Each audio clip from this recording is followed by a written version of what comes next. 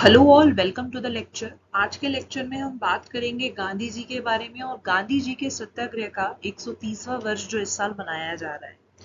अगर हम बात करें गांधी जी की, तो महात्मा गांधी जी ने आंदोलन की शुरुआत कई साल पहले ही अफ्रीका में कर दी थी और उसके बाद जो उनका संघर्ष था यहाँ भारत में शुरू हुआ। अफ्रीका में अगर बात करें तो ऐसी कौन सी प्रैक्टिस थी जिसके खिलाफ उन्होंने लड़ा? वो थी प्रैक्टिस ऑफ एपथाइट, जिसे हम रंग भेद भी कहते हैं। ये रंग भेद की प्रैक्टिस अफ्रीका में काफी चलन में थी, जहाँ पे गोरे लोगों और काले लोगों के बीच में बहुत भेदभाव किया जाता था। तो आइए जानते हैं गांधी जी के सत्याग्रह के 130वें वर्ष के बारे में। इस साल अगर हम बात करें तो इस साल भारतीय नौसेना ने महात्मा गांधी द्वारा रंगभेद के विरुद्ध यानी एपथाइट के विरुद्ध संघर्ष की शुरुआत के 130 वर्ष पूर्ण होने की स्मृति में 7 जून 2023 को दक्षिण अफ्रीका के डरबन के पास पीटरमारिट्जबर्ग रेलवे स्टेशन पर आयोजित कार्यक्रम में भाग लिया। तो ये जो शुरुआत थी, जिसे हम एपथाइट प्रैक्टिस कहते हैं या जिसे हम रंगभेद कहते हैं, इसकी शुरुआत गांधी जी ने 7 जून 1893 में कर दी थी। तो उसी की जो शुरुआत थी, उसी को मनाने के लिए उसकी स्मृति में ये एक कार्यक्रम आयोजित किया गया। आईएनएस त्रिशूल भारतीय नौसेना की अग्रिम पंक्ति के एक युद्धपोत को कार्यक्रम में भाग लेने के लिए डरबन भेजा गया है और ये यात्रा भारत और दक्षिण अफ्रीका के बीच राजनीय संबंधों की पुण्य स्थापना के 30 वर्ष पूर्ण होने का भी स्मरण कराती है। अगर हम बात करें साउथ अफ्रीका और भारत की, तो आपने देखा होगा कि पिछले 1-2 साल से जो भारत की रुचि है, जो गतिविधियों में, कई सारी डेवलपमेंट एक्टिविटीज में साउथ अफ्रीका में बहुत ज्यादा बढ़ी है। और अगर दो देशों की बात करी जाए, भारत और दक्षिण अफ्रीका यानी साउथ अफ्रीका, तो दोनों के बीच में शुरुआत से ही काफी अच्छे संबंध रहे हैं, चाहे वो नैम पॉलिसी यानी नॉन अलाइनमेंट मूवमेंट की इस्टेब्लिशमेंट से लेके है, या फिर अभी जो करंट में ये जो भारतीय नौसेना ने ये जो रंग भेद के विरुद्ध संघर्ष की शुरुआत के 130 वर्ष पूर्ण होने की स्मृति में जो कार्यक्रम आयोजित किया गया है। इस सत्याग्रह आंदोलन की शुरुआत की अगर बात की जाए तो इसकी शुरुआत हो चुकी थी 7 जून 1893 में। ये एक किस्सा है महात्मा गांधी जी की जिंदगी के साथ जुड़ा हुआ, जहां उन्होंने वास्तविकता में एपथाइट यानी रंग भेद को उन्होंने उसका अनुभव लिया। 7 जून 1893 को महात्मा गांधी को नस्लीय भेदभाव का सामना करना पड़ा, जब वे दक्षिण अफ्रीका के पीटरमारिट्जबर्ग में एक ट्रेन की प्रथम श्रेणी के डिब्बे से बाहर निकलने के लिए उन्हें विवश किया गया था। तो टिकट खरीदने के बावजूद एक यूरोपीय यात्री ने कहते हुए गांधी जी को वहां से हटाने की मांग की कि प्रथम श्रेणी का जो डिब्बा है, वहां पर सिर्फ गोरे लोग ही बैठ सकते हैं और गैर गोरे लोगों को वहां पे बैठने की अनुमति नहीं है। नस्लीय उत्पीड़न के खिलाफ संघर्ष और सत्याग्रह हेतु ये घटना गांधी जी के लिए एक बहुत महत्वपूर्ण क्षण बन गई थी। 25 अप्रैल 1957 को पीटरमारिट्जबर्ग रेलवे स्टेशन पर आयोजित एक समारोह में नेल्सन मंडेला, जो उस समय दक्षिण अफ्रीका के राष्ट्रपति थे, ने महात्मा गांधी के मरणोपरांत उनके योगदान की स्मृति में पीटरमारिट्जबर्ग को स्वतंत्रता प्रदान की। नेल्सन मंडेला को भारत ने भारत रत्न से भी सम्मानित किया गया है। दक्षिण अफ्रीका में गांधी जी के कई योगदान रहे हैं। जो सबसे पहला योगदान जिसके हम बारे में बात करेंगे वो है लीगल एंड सोशल एक्टिविज्म यानी कानूनी और सामाजिक सक्रियता के बारे में। गांधी जी 1893 में कानूनी मामले को संभालने के लिए दक्षिण अफ्रीका पहुंचे, लेकिन देश में भारतीयों के अधिकारों हेतु लड़ने के लिए वह काफी प्रेरित हुए।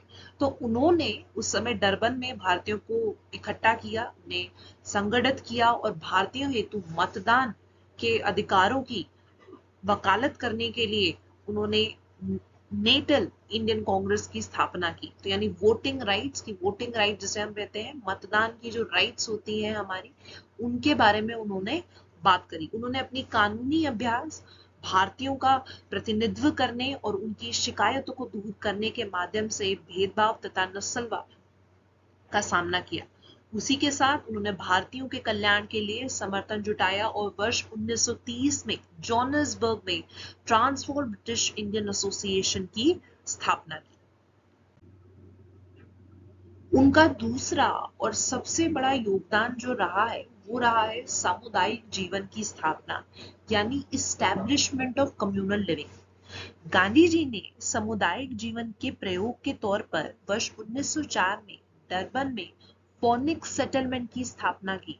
उन्होंने साथ ही सत्याग्रहियों यानी अहिंसा के अनुयायियों को तैयार करने के लिए वर्ष 1910 में जोहानिसबर्ग के पास टॉल्स्टॉय फार्म की भी स्थापना की। इन पहलों का उद्देश्य आत्मनिर्भरता को बढ़ाना था और उसी के साथ साथ सांप्रदायिक सद्भावना को प्रोत्साहित करना, यानी कम्युनल लिविंग और व्यवहारिक कौशल विकास का परीक्षण प्रदान करने वाला था। तो ये एक उनकी दूसरी सबसे बड़ी पहल रही, जिसे हम सामुदायिक जीवन की स्थापना यानी इस्टेब्लिशमेंट ऑफ कम्युनल लिविंग कहते हैं। गांधी जी का एक और सबसे बड़ा योगदान रहा है सत्याग्रह और निष्क्रिय प्रतिरोध, जिसे हम पैसिव रेजिस्टेंस मूवमेंट के नाम से भी जानते हैं। गांधी जी ने अपना पहला सत्याग्रह अभियान 1906 में जोहानिसबर्ग में एशियन लोगों पर प्रतिबंध लगाने वाले अध्यादेश के खिलाफ शुरू किया। साथ ही में उन्होंने सामूहिक बैठकें आयोजित की और भेदभावपूर्ण कानूनों को चुनौती देने के लिए स्वर्णीय अवज्ञा को प्रोत्साहित किया। वर्ष 1913 में 1913 में प्रसिद्ध वोल्कर सत्याग्रह सहित अपने अहिंसक विरोध के लिए गांधी जी को कई बार कारावास जाना पड़ा। यह उनका एक सबसे बड़ा योगदान रहा है, जिसे हम सत्याग्रह और निष्क्रिय प्रतिरोध के नाम से जानते हैं या फिर पैसिव रेजिस्टेंस। उसी के साथ साथ अगर हम बात करें उनके एक और योगदान की, तो गांधी जी की जो मुहिम रही वो हमेशा से यही रही कि भारतीयों को एकजुट करना है और उसी के साथ साथ एपार्थाइड यानी रंग भेद की जो भावनाएं लोगों के बीच में उत्पन्न हुई है उसे किसी तरीके से मिटाना है। गांधी जी की सक्रियता और नेतृत्व ने भारतीय समुदाय को भेदभावपूर्ण कानून एवं विनिमयों के खिलाफ खड़े होने के लिए प्रेरित किया, जहां सभी लोग एकजुट हो गए। अहिंसक प्रतिरोध, जिसमें कि जिसे हम कहा जाता है नॉन वायलेंस, और सवनी अवज्ञा के उनके तरीके का वर्ष 1912 में गठित south Africa native national Congress पर महत्वपूर्ण प्रभाव पड़ा। गांधी जी के अगर हम बात करें किस तरीके के उनके तरीके थे, तो हमेशा कहते थे कि अहिंसा यानी नॉन वायलेंस का ही इस्तेमाल हमेशा करना चाहिए।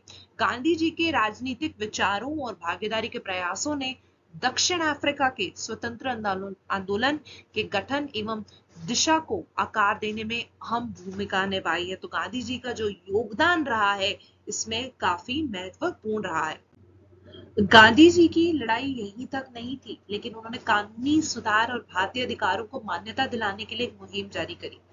जितने भी भारतीय उस समय दक्षिण अफ्रीका में मौजूद थे, वहां पर अगर हम हालातों की बात करें, जिस तरीके के कानून थे, कानून ऐसे थे कि वो भेदभाव कर रहे थे।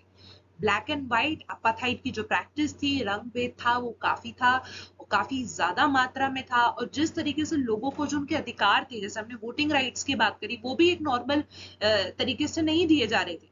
तो अपनी सक्रियता और संवाद के माध्यम से गांधी जी ने 1914 यानी 1914 में दक्षिण अफ्रीका सरकार को भारतीय राहत अधिनियम पारित करने के लिए मजबूर कर दिया, और ये एक सबसे बड़ी सफलता उनकी मानी जाती है। किसी भी तरीके का आंदोलन अगर हम गांधी जी का देखें, तो उसकी जो नींव हमेशा रखी गई थी वो नींव यही थी कि ये सभी आंदोलन अहिंसा पूर्वक होंगे, जहां पे किसी तरीके की भी हिंसा का इस्तेमाल नहीं किया जाएगा। इस अधिनियम के कारण कई भेदभावपूर्ण कानून उस समय समाप्त हो गए और दक्षिण अफ्रीका में भारतीयों के अधिकारों को मान्यता दी गई। माना गया कि हाँ, किसी तरीके के अधिकार उनके भी हैं। गांधी जी के प्रयासों ने भविष्य को सुधारने की एक नींव उस समय रख दी और उत्पीड़न के खिलाफ संघर्ष में अहिंसक प्रतिरोध के रूप में एक मिसाल कायम करी, जो विश्व के लिए एक मिसाल बनकर तैयार हुई।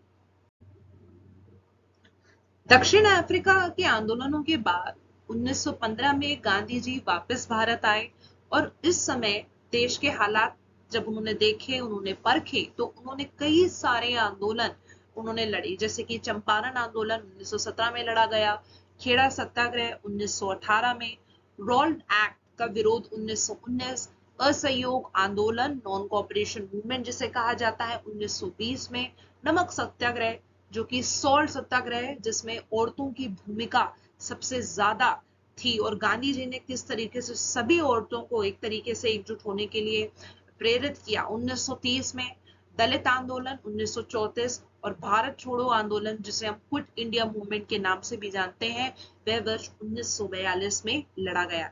गांधी जी के इतने सारे आंदोलन रहे हैं और सभी आंदोलनों का एक ही मकसद रहा है कि लोगों को न्याय दिलाना। इसी के साथ हम अंत करते हैं इस लेक्चर का। धन्यवाद।